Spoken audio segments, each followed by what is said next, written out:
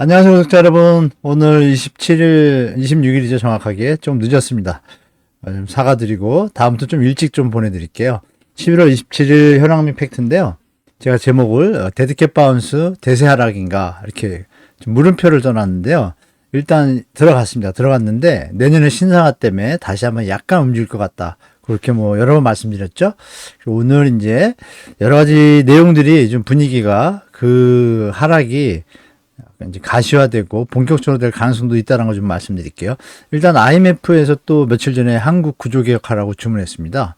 경고성이 약간 있어요. 그리고 이제 BIS 국제금융협회에서 사무총장이 며칠 전에 왔습니다. 와가지고 비슷한 얘기를 하고 갔어요. 그래서 이 부분하고 두 번째는 미국 주택 판매가 13년 만에 최저. 물론 뭐 있을 수 있는 일인데 그 의미가 좀 있습니다. 숨겨진 의미가 그거 같이 보고요. 한국 스트레스 DSR 제도를 이제 12월부터 하겠다고 얼마 전에 발표했잖아요. 그리고 그 내용이 이제 가시화될 것 같습니다. 그리고 주택사업 전망지수라고 해서 뭐 분양이 어떻게 될 것인가, 사업이 어떻게 될 것인가, 이거를 이제 건설사 사장님들한테 이제 여쭤보는데, 이게 이제 또 좀 많이 꺾였어요. 꺾긴 꺾였는데 많이 꺾였습니다. 향후 시장에 대해서 하락에 대한 지표로 또 예측으로 하나 뜨는 것 같습니다. 그리고 이제 마지막이 연말 주택 부동산 시장 하락 정상화, 제가 볼 땐 정상화죠. 그게 이제 가속화가 될 것 같습니다. 그리고 서울 거래량은 당분간 11월가 하고 12월까지 10월 달도 제가 예상한 것보다 더 안 나오고 있습니다. 급격하게 심리가 꺾이고 있다는 게 좀 보이고 있습니다. 같이 보도록 할게요. 자, 일단 내년 금리 인하 기대 일러. 이게 이제 BIS 총장이 말합니다. 국제결제은행. 가계부채가 과도하다. 한국은 집값 낮춰야 한다. 이 얘기를 했습니다. 그럼 뭐 전 세계 사람들이 볼 때 집값이 높다는 건 이미 이제 증명이 됐고, 이 한마디로 가계부채 상황 평가 신중해야. 이거 좀 심각해 보라는 얘기입니다. 그래서 이 양반이 이제 하신 말씀이 있는데 이렇게 한다. 한국의 가계주택 문제에서 얘기하는 게 한국의 주택개발과 좁은 국토 면적과 관련되기 때문에 해결 쉽지 않다. 난망하다 이 소리입니다, 여러분. 그렇죠?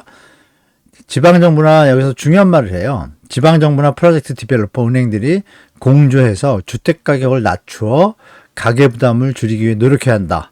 답을 줬습니다, 이 양반이. 그리고 대부분의 중앙은행이, 그러니까 다른 나라예요. 금리 인상을 거의 끝낸 상황이라면서도 금리 인하는 당장 내년에 하기에는 이르다. 이게 아주 중요한 말이에요. 이르다. 그냥 하는 말 아니겠죠. 여러 가지 뭐 데이터나 여러 상황을 보고 얘기할 텐데 이것도 우리가 좀 새겨들어야겠습니다. 물가가 안정돼서 통화정책 역량이 충분히 발휘가 됐다고 생각될 때까지 금리를 유지해야 된다. 이렇게 했습니다. 이 의미를 이제 우리가 잘 판단해야겠죠. 자, 그 다음 IMF가 경고를 했다 그랬잖아요. 이렇게 썼습니다. 보시는 바와 같이 국제통화기금 지금 구조개혁에 나서지 않으면 향후 5년간 저성장에 빠질 것. 이렇게 구체적인 이 경제 성장률 수치까지 제공하면서 이 얘기를 했어요. 그리고 이제 중요한 게 우리나라 신용 갭은 18.9거든요. BIS 기준에서 10% 넘으면 BIS가 아까 말한 그 지불 준비율이 아니고요. 국제결제은행 그 협회입니다. 바젤 3 쓰는데 위험이 크다라고 가이드를 두고 있습니다. 그래서 이거를 금융위기의 조기 경보를 활용하는 지표로 써요. 그런데 2022년 3월 달에 이미 대한민국에 대해서 이걸 얘기를 했습니다. 중요한 얘기예요. 이미 한국은행이나 정부는 다 알고 있다는 얘기입니다, 여러분. 그러면 새겨들어야겠죠, 우리가. 스트레스 테스트를 갑자기 도입한다가 나온 게 올 봄하고는 영 틀리죠? 그럼 신생아 대출도 사실 문제가 있는 거예요. 이런 개념에서 보면. 그러나 이제 이왕 한다고 했으니까 우리 구독자 여러분 중에 신생아가 해당되는 분들은 적극 활용하시고요. 다만 5년 뒤에 변동금리 체크해 보셔야 되고, 금리는 못 올리고 이렇게 써놨죠. 제가 주택시장 금리를 올릴 수가 없는 거예요. 뭐 가계부채뿐이 아니라 기업부채하고 자영업자 부채가 좀 심각하지 않습니까? 한국 기업부채 중가속도 세계 2위 어마어마하죠. 그 대한민국은 변동금리가 이렇게 많습니다. 23%밖에 고정금리가 아닌 거예요. 고정금리가 많다는 얘기는 주택가격이 변동하고 금리가 오르고 내려도 주택시장의 변동성을 약화시킬 수 있어서 고정금리를 많이 합니다. 그래서 보시는 바와 같이 미국은 95%가 30년 모기지예요. 그리고 영국도 90%예요. 이거 대한민국 유별납니다, 이거. 이게 뭐냐면, 얼마 전에 그 코로나 때 저금리 시절을 몇 년 동안 겪었잖아요. 젊은 분들이. 또 뭐 50대, 60대도 마찬가지예요. 계속 그럴 거라고 착각을 빠지면 안 됩니다. 그러기가 쉽지 않습니다, 이제. 스트레스 도입을 하면은 이미 DTI라고 하죠. 그거에는 이미 들어와 있어요. 근데 이제 요번에 DSR에도 적용했다고 했는데, 보통 1에서 3%까지 어떤 그 가이드가 있는데, 제 생각에 한 1% 정도 할 것 같아요. 만약에 확실하게 주택가격이 오르거나 이러면 이걸 2%로 올릴 수도 있습니다. 이거 한국은행에서 고시를 하거든요. 11월 달에. 고시를 몇 프로 할지 모르겠어요. 현재는 이제 요거 적용하고 있는데, 순수 고정형 대출은 지금 23% 말씀드린, 그러면 이 스트레스 DSR을 하면 내가 4%로 대출을 받을 게 만약에 5천만 원까지 받을 수 있었다 하면 5%가 되는 거죠. 금리가. 그러면 원리금 상환액이 좀 늘잖아요. 그러면 이제 5천만 원에서 좀 더 깎여가지고 대출액이 주는 효과가 있어요. 그럼 가계부채 증가를 줄이는 효과가 있습니다. 이걸 하겠다는 겁니다. 자, 여기서 중요한 게 뭐냐면 2023년도 4월에 이미 한국은행하고 금융위원장이요, 이 GST, 스트레스 테스트라는 데 참여를 했어요. 이게 무슨 말이냐면, 바젤 은행 감독위원, 아까 말한 BIS 국제결제은행에 이 위원회가 이렇게 두 개 있어요. 있는데, 여기서 주관하는 이제 글로벌 선진국들은 이걸 다 하고 있습니다. 테스트해가지고 위기 시나리오에 대한 어떤 시나리오를 가지고서 체크를 합니다. 국가별 은행의 자본 비율 변동과 전염 효과를 통일 기준으로 측정해서 비교 평가해서 이 지수를 이제 체크를 해요. 했는데 여기서 우리가 볼 건 뭐냐면 테스트 자료를 3년간 앞으로 제공하기로 했습니다. 이따 갔다 와가지고. 그럼 받았겠죠, 자료를? 받아보니까 어떤 거예요? 안 좋다라고 받은 겁니다. 스트레스를 테스트를 해보니까 만약에 어떤 익스포저 노출이 됐을 때 위험에 어떤 가이드가 좀 좋지 않게 나왔겠죠. 그러니까 이제 부랴부랴 계속 4월 갔다 와서 7월까지는 이제 주택시장 경청력을 막기 위해서 아무 말 못하다가 이제 와서 급변한다고 판단하는데 급변이 아니에요.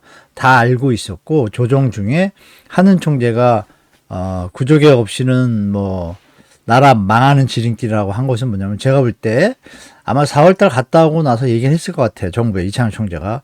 근데 정부에서 협조를 약간 안 하다가 가계부채 증가가 너무 심각하다는 게 이제 계속 뉴스에 나오니까 그리고 소비가 감소가 떴잖아요. 그러면서 카드장 놀란 것 같아요. 그러면서 스탠스를 다 바꿨죠. F4가. 그런 일이 이제 벌어진 것 같고요. 그게 이제 결국은 쉽게 이제 가계부채를 갖다 독려하는 그런 분위기는 없다. 보시면 되겠어요. 그리고 아까 BIS 사무총장 한 얘기도 중요하죠. 뭐라 그랬죠? 금리 인하가 없을 것 같다, 내년에. 이거 되게 중요한 부분이죠, 여러분. 자, 그리고 미국 주택 판매가 13년 만에 최저인데요. 보시면 이렇게 의미가 있습니다, 이렇게. 여기 2008년도에 이렇게 여기까지 왔어요. 이건 레이트예요, 레이트. 비율. 판매량의 비율인데, 지금 여기도 이제 꼭지 여기 왔잖아요?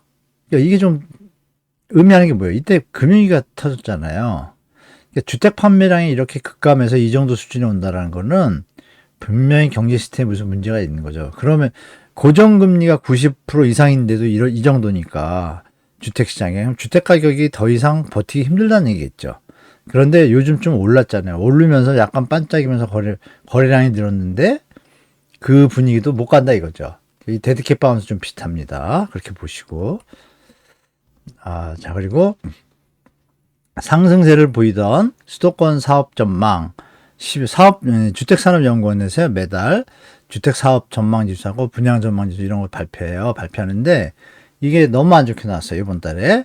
보시면 11월 전국 주택사업 경기 전망 지수 전월 대비 어마어마하죠. 18.9%가 급격하게 하락합니다. 불과 몇 달 새에 이렇게 분위기가 확 바뀌는 거예요. 68.8. 여기서 중요한 게 수도권은 이렇게 해서 서울이 되게 크다고 떴어요. 28.7%.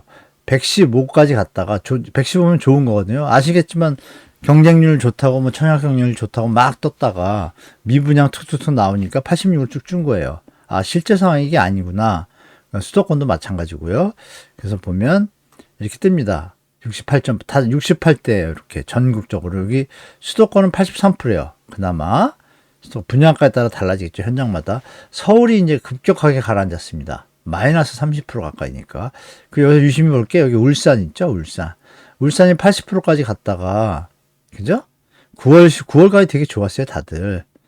정부에서 풀어준 것 때문에. 근데 여기서부터 56.1로 팍 꺾이죠. 여기 보시면 전북, 전남, 요런 데, 제주도 이런 데들은 지금은 이제 우리 구독자분들 중에 이쪽 지역에 계신 분들은 여기 이 그림을 보시고 50이라고 써 있는 데 있지 않습니까? 이 부분들은 조심하셔야 돼요. 주택가격이 더 올라가기 힘듭니다. 분양을 해도 사업에 대해서 이미 조사를 다 한 거예요, 이 양반들이. 그러니까 이게 이제 미뤄서 여러분들이 짐작할 수 있겠죠. 시장이, 만약에 제가 다음 달에도 12월 전망지수 발표 드릴 텐데, 이 내용까지 꺾이면 시장이 조금 좀 크게 하향할 수 있다, 이렇게 보시면 되겠습니다. 자, 그럼 다음 볼까요? 자, 매수 우위 지수라고 떠 있죠. 이것도 보시면 어때요, 여러분? 보시는 바와 같이 급격하게 뭐 꺾이는 모습이 나타나죠? 보시면 어떻습니까? 이 부위가 많이 꺾였죠? 27.5까지 훅 꺾입니다. 그러면 저점이 여기에요, 여러분. 작년에 그렇게 막 급락하고 진짜 끝도 없이 내려갈 것 같은 공포심이 있을 때가 19.9입니다. 지금 이미 그 수준까지 왔어요. 우리 더 이상 집 살 사람이 없다고 제가 말씀드렸잖아요.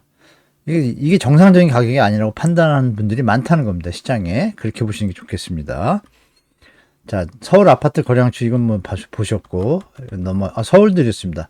그래서 아파트 거래량 추이를 보면 서울이 뭐 아시겠지만 제가 2,700개까지 뭐 많으면 2,900개도 봤는데 갑자기 11월 중순 이후로 확 꺾입니다. 특히 여러분들이 보도에서 보시는 여러 가지 조금 뭐라고 표현할까요? 그 여러 가지 이게 주택 시장이나 경제 상황이 안 좋다라는 신호나 지표가 많이 나오니까 확실히 이제 주택 시장에 대해서 2030이 움직인다고 하지만 아직도 뭐 인터뷰하는 거 보면은 집값이 더 오를 것 같아서 하고 아직도 상황 파악 못하고 얘기하시는 분들이 좀 계신데 주위에서 좀 얘기를 해주시면 좋겠어요, 여러분.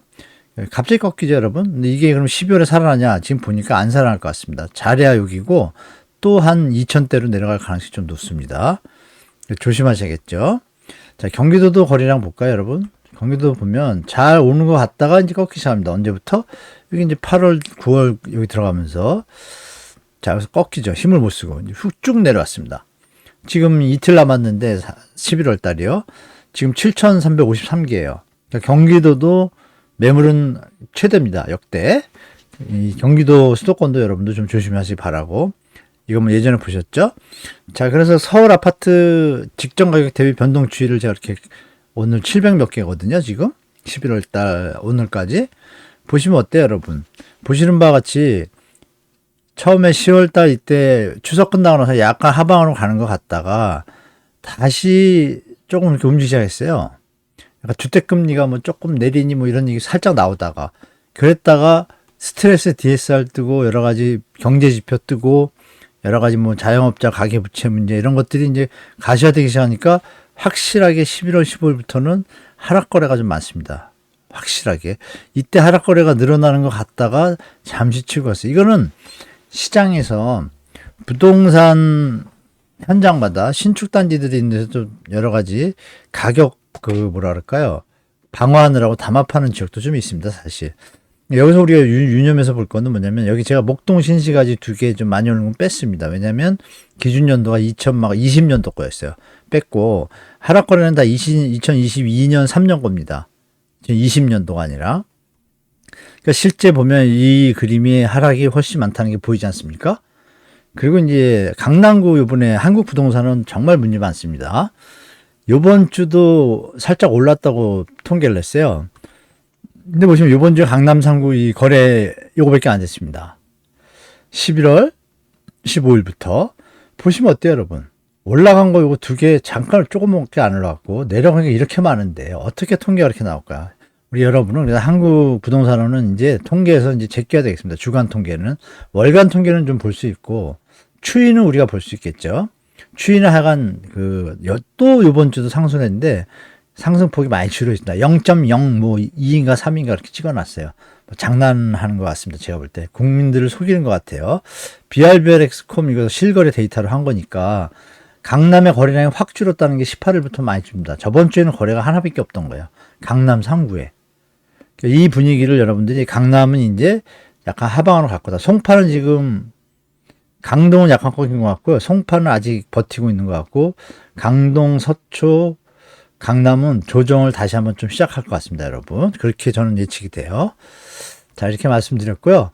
오늘은 좀 내용이 저런데 한 번 더 제가 더 영상을 올려서 주간 중간에 또 시장 상황 좀 지역별로 구독자분들이 조금 어느 지역 어느 해달라고 그러시는데 일일이 다 못 해드려서 좀 죄송하고, 그 시간 될 때 제가 맞춰서 해드리고요.